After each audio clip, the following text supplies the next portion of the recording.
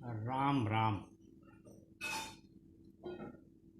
कोई व्यक्ति जो काम करने में किसी वजह से असमर्थ होता है वह उसे कचोटती है और कभी न कभी वह क्षोभ, कुंठा और व्यथा के रूप में भी प्रकट होती है।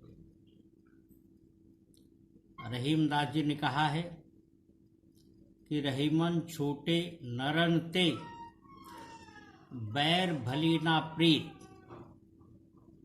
रहीमन छोटे नरन ते बैर भली ना प्रीत। स्वान प्रीति नहीं प्रीत है। चाटे चाहे काटे। इससे स्पष्ट है कि जिस प्रकार से कुत्ते की से प्रीति कभी अच्छी नहीं मानी जाती, वह चाटे तो उससे संक्रमित होने का खतरा रहता है, अपवित्र होने का खतरा रहता है, और काटे तो खतरा होता ही है। इसी प्रकार से छोटे बुद्धि और सोच वाले लोग होते हैं, इसलिए उनसे सदियों दूरी बना करके ही रखी जानी चाहिए।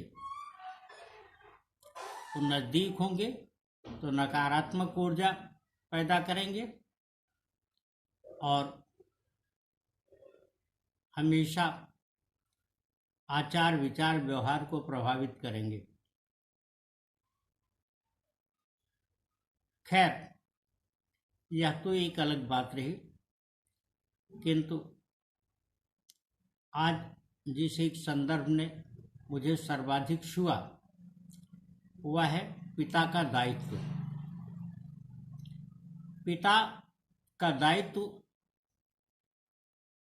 सामान्यतः गुरु से अधिक होता है, क्योंकि व्यक्ति को किसी अवस्था में जब गुरु की प्राप्ति होती है तब तक बनने का बहुत सारा अवसर जा चुका होता है।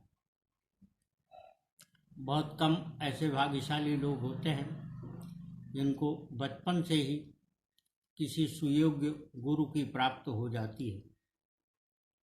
अधिकतर लोग जब स्वयं इस बात का एहसास कर पाते हैं, इस बात की कमी अनुभव कर पाते हैं या उनके प्रारब्ध में होता है, तभी उन्हें अच्छे गुरु यानी सद्गुरु की प्राप्ति होती है।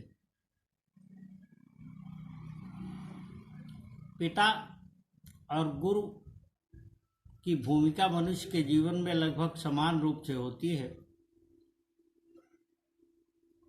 पिता की भूमिका कुंभकार ही नहीं, मालाकार के रूप में हुई होती है।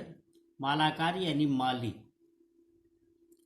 जो पौधों की कटाई करता है, छटाई करता है, उन्हें लगाता रोपता तो है ही, उनका संरक्षण करता है और उनको हमेशा सींचता है, खाद देता है, और आवश्यकता पड़ती है तो उनके साथ कोई अवलंबन भी लगा देता है, कोई सहारा भी लगा देता है, जिसके सहारे चाहे पुष्पों के पौधे हों या कोई लता आगे बढ़ती है। उसकी भूमिका किसी कुम्हार की तरह भी होती है, जो बर्तन को बनाने के लिए उसे आकार देता है, उसे पीट करके ठीक करता है, ठोक करके उसकी मजबूती को चेक करता है, उसका परीक्षण करता है और पकने के लिए किसी भट्ठी में डाल देता है। फिर जब बर्तन पक जाते हैं भट्ठी में तो उनकी जांच करता है, ठोक करके पीट करके, और जब बर्तन पक जाते हैं तो उन्हें निकालता है। ठीक यही भूमिका पिता की होती है। यही कार्य मनुष्य के जीवन में गुरु भी करता है, किंतु गुरु को शिष्य से किसी और प्रकार की आवश्यकता नहीं होती, और किसी प्रतिदान की आवश्यकता नहीं होती है, और कोई अपेक्षा नहीं होती है। जबकि पिता की यह अपेक्षा अवश्य होती है कि उसका बेटा उससे अधिक सशक्त, उससे अधिक सबल, उससे अधिक ज्ञानी, उससे अधिक पराक्रमी और उससे अधिक संपन्न हो, सुखी हो। वह जीवन में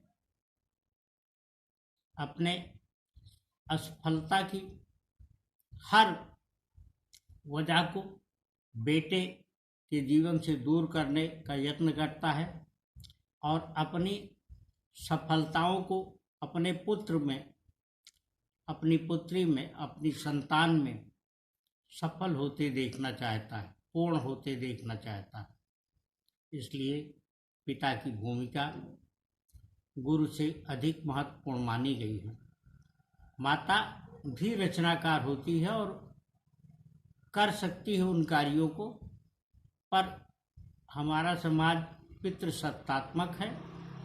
और दूसरी बात यह है कि माँ में ममता का मोह पिता के मुकाबले अधिक होता है, इसलिए वह सभी भूमिकाओं को उस प्रकार से पूरा करने में अमूमन असमर्थ हो जाती है जो पिता या गुरु कर सकता है। गुरु क्रूर नहीं, किंतु शिक्षा प्रदान करने के मामले में शिष्य के प्रति निर्मोही बन जाता है, और उनकी किसी भी कमी को प्रत्यक्षता न बताते हुए उसको करने के लिए प्रेरित करता है। इस बात का ध्यान अगर आज के अभिभावक रखें तो निश्चित ही उनकी संतान उनके जीवन में सुखकारी होगी, और उनके रहने और न रहने पर भी उनके भी कीर्ति और यश में वृद्धि करेगी। राम राम।